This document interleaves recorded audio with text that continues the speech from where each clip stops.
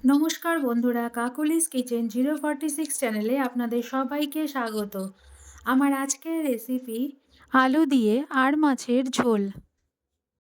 এভাবে আড় মাছ রান্না করলে গরম ভাতের সাথে খেতে দুর্দান্ত স্বাদের হয়। দেখুন মাছের ঝোলটা দেখতে কতটা সুন্দর হয়েছে, আর একটা মাছও ভেঙে যায়নি, সবগুলো মাছই গোটা আছে।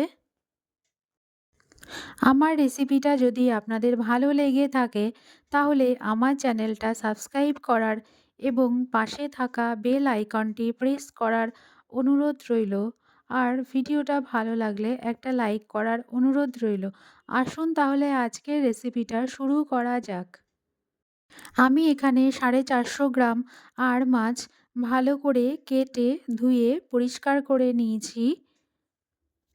মাছগুলোকে উষ্ণ গরম জল দিয়ে 3 বার ধুয়ে নিয়েছি। এবার এতে 1 চা চামচ হলুদ গুঁড়ো, 1 চা চামচ নুন আর 1 চা চামচ সর্ষের তেল দিয়ে ভালোভাবে মাছগুলোকে মাখিয়ে নিয়েছি। মাছের 2 পিঠ সর্ষের তেলটা দেওয়া আপনাদের দেখানো হয়নি।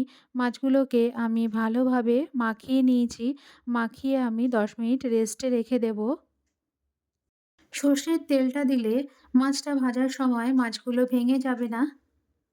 এবারে গ্যাসে একটা কড়াই বসিয়ে দিয়ে আমি এতে 100 গ্রাম সাদা তেল দিয়েছি মাছগুলোকে ভেজে নেওয়ার জন্য। আপনারা সর্ষের তেলও ব্যবহার করতে পারেন। এবারে মাছগুলোকে আমি একে একে কড়াইতে দিয়ে দিচ্ছি। দিয়ে আমি মাছগুলোকে ভেজে নেব। প্রথমে হাই ফ্লেমে 1 মিনিট মাছের এক পিঠ ভেজে নিয়েছি। তারপর মাছগুলোকে 1 মিনিট বাদে উল্টে দিচ্ছি। আরও 1 মিনিট আমি মাছগুলোকে হাই ফ্লেমে ভেজে নেব। এভাবে 2 মিনিট মাছগুলোকে আমি হাই ফ্লেমে ভেজে নিয়েছি। দেখুন মাছগুলো কত সুন্দর গোটায় আছে, একটুও ভেঙে যায়নি। মাছগুলো ভাজা হয়ে গিয়েছে। এবার মাছগুলোকে আমি তুলে নিচ্ছি। মাছগুলোকে খুব বেশি কড়া করে ভাজার দরকার নেই, মোটামুটি ভেজে নিলেই হবে। বাকি মাছগুলোকেও আমি এভাবে ভেজে নিচ্ছি। মাছটা ভাজা হয়ে গিয়েছে, তুলে নিচ্ছি। আরও 4 টেবিল স্পুন তেল অ্যাড করে দিয়েছি। একটা তেজপাতা, সামান্য নুন আর সামান্য কালো জিরে ফোড়ন দিয়ে দিচ্ছি। এখানে আমি 4টে মাঝারি সাইজের আলু ভালো করে খোসা ছাড়িয়ে লম্বা করে কেটে ধুয়ে পরিষ্কার করে নিয়েছি। এবারে আলুগুলোকে আমি ভেজে নিচ্ছি। আলুগুলো সামান্য একটু নেড়ে চেড়ে সামান্য একটু নরম হয়ে এলেই এতে হাফ চা চামচ হলুদ দিয়ে ভালোভাবে আরও কিছুক্ষণ নেড়ে চেড়ে ভেজে নিচ্ছি। আলুটা আমি এখানে 60% এর মতো ভেজে নেব। আলুটা ভাজা হয়ে গিয়েছে, আলুটা আমি তুলে নিচ্ছি। আমি আবারও 4 টেবিল স্পুন সাদা তেল অ্যাড করে দিয়েছি। আর এখানে 2 চামচ পেঁয়াজ বাটা, 1 চামচ আদা বাটা দিয়ে ভালোভাবে মশলাটাকে কষিয়ে নিচ্ছি। আদা পেঁয়াজটাকে আমি শিলে বেটে নিয়েছি। এভাবে আমি 1 মিনিট ধরে মশলাটাকে হাই ফ্লেমে কষিয়ে নেব। মশলা থেকে তেল ছেড়ে দিলেই আমি এতে কিছু ড্রাই মশলা অ্যাড করে দিচ্ছি। বড় চামচের 1 চা চামচ জিরে গুঁড়ো, বড় চামচের হাফ চা চামচ ধনে গুঁড়ো, 1 চা চামচ লঙ্কা বাটা, 1 চা চামচ হলুদ গুঁড়ো, 1 চা চামচ নুন দিয়ে ভালোভাবে মশলাগুলোকে কষিয়ে নিচ্ছি। আর সামান্য পরিমাণ জল অ্যাড করে দিয়ে হাই ফ্লেমে মশলাগুলোকে আমি কষিয়ে নেব যতক্ষণ না মশলা থেকে তেল ছেড়ে আসছে। আপনারা এখানে টমেটো ব্যবহার করতে পারেন, আমার কাছে ছিল না তাই আমি দিইনি। মশলাগুলো কষানো হয়ে গিয়েছে, মশলাগুলো থেকে এবার তেল ছেড়ে দিয়েছে। এখানে আমি এবার আলুগুলোকেও দিয়ে দিচ্ছি। আলুগুলো দিয়ে আরও কিছুক্ষণ ভালোভাবে কষিয়ে নেব হাই ফ্লেমে।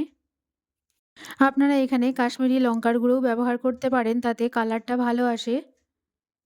আমি এখানে সামান্য পরিমাণ জল দিয়ে মিডিয়াম টু লো ফ্লেমে আলুগুলোকে কিছুক্ষণ কষিয়ে নিচ্ছি। মশলাগুলো থেকে তেল ছেড়ে দিলেই পরিমাণ মতো জল দিয়ে দেবো। আমি এখানে 2 গ্লাস পরিমাণ জল দিয়েছি। আপনারা যেমন ঝোল রাখতে চান সেটা বুঝে জল দেবেন। এবার একটা ঢাকনা চাপা দিয়ে 5 মিনিটের জন্য হাই ফ্লেমে রান্না হতে দেবো। 5 মিনিট বাদে ঢাকনাটা খুলে দেখে নিচ্ছি ঝোলটা অনেকটাই হয়ে গিয়েছে। আলুটাও অনেকটাই সেদ্ধ হয়ে গিয়েছে, প্রায় 70% বয়েল হয়ে গিয়েছে আলুটা। ঝোলটা আরেকটু শুকিয়ে নেব। এবারে মাছগুলোকে আমি দিয়ে দিচ্ছি। আমি এখানে একবারে ঢেলে দিচ্ছি, আপনারা চাইলে একটা একটা করেও মাছ ঝোলে দিতে পারেন। এবারে আলতোভাবে মাছগুলোকে খুন্তি দিয়ে আলাদা করে দিতে হবে, ঝোলের সাথে ডুবিয়ে দিতে হবে। সবগুলো মাছ আমি ভালোভাবে ঝোলের মধ্যে ডুবিয়ে দিয়ে আরও ১ মিনিটের জন্য হাই ফ্লেমে মাছগুলোকে একটা ঢাকনা চাপা দিয়ে রান্না হতে দেব।